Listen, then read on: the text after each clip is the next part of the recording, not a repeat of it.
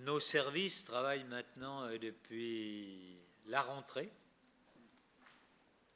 avec Jean-Yves Sécheret, Georges Kepenekian et quelques autres sur l'organisation de cet événement pour faire un certain nombre de propositions à la préfecture.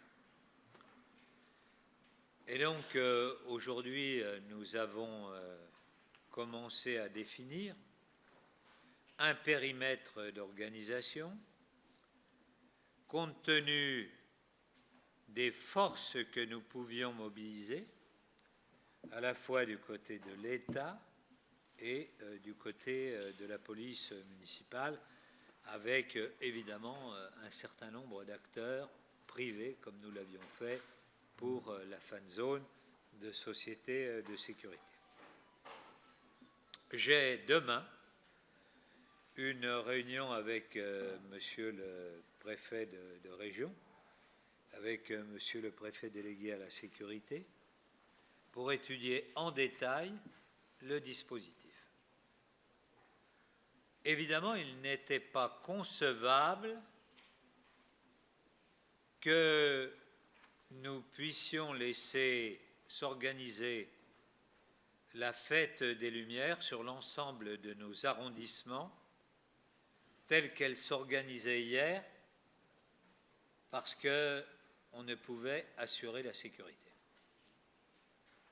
Mais en même temps, supprimer une deuxième année la fête des Lumières, ça aurait sans doute été en terminer définitivement avec cette fête des Lumières. Or, c'est sans doute aujourd'hui l'événement qui fait le plus rayonner la ville. La preuve d'ailleurs, c'est que des dizaines de villes à travers le monde viennent voir la fête des Lumières et demandent à nos services de l'organiser dans leur cité. Donc nous avons décidé de la maintenir. Je rappelle que c'est une fête qui permet à nos hôteliers, à nos restaurateurs, à nos commerçants de développer leur activité. Je crois que sur le commerce, c'est une part importante du chiffre d'affaires qui est réalisé pendant une semaine. On sait que l'an dernier, évidemment, les retombées de l'annulation de la fête des Lumières avaient été terribles. Et donc, nous voulions la maintenir. Nous avons donc travaillé depuis un mois. Si nous avons annoncé aujourd'hui officiellement, mais depuis déjà quelques jours en fait, c'est pour qu'un certain nombre d'opérateurs puissent évidemment savoir si à Lyon il y aurait une fête des Lumières ou non. Les tours opérateurs n'organisent pas les visites 15 jours avant. Et donc il fallait qu'ils sachent s'ils pouvaient ou non organiser le déplacement des visiteurs et vendre la fête des Lumières.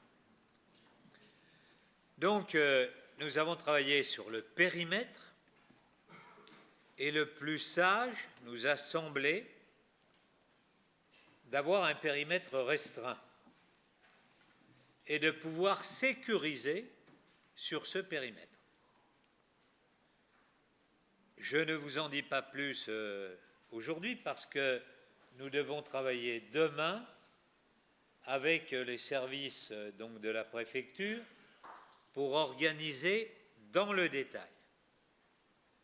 Mais sachez que nous allons mobiliser des moyens considérables et que nous ferons en sorte que sur la presqu'île, on puisse effectivement mettre un certain nombre de camions, faire en sorte qu'il y ait des passages restreints, que soit organisée, comme sur la fan zone, une fouille de celles et ceux qui rentrent dans la presqu'île, de manière à assurer une sécurité maximale. Ceci étant, on ne peut pas garantir, il n'y a jamais de risque zéro.